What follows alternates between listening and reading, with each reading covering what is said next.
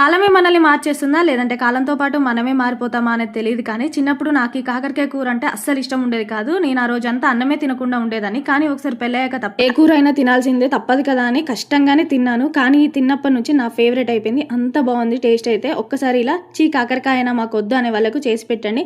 ముందుగా ఇలా కాకరకాయలో నుంచి చేదుపోవడానికి కట్ చేసుకొని గింజలు తీసి పక్కన పెట్టుకొని దాంట్లోనే ఉప్పు, పసుపు వేసి ఇలా కలిపి ఒక 10 నిమిషాలు పక్కన పెట్టుకోండి. ఇంకేముంది 10 నిమిషాల తర్వాత ఇలా గట్టిగా పిండితే దాంట్లో ఉన్న చేదంతా పోతుంది. ఒకసారి మంచిగా నీళ్ళలో కడుక్కొని పక్కన పెట్టుకోండి.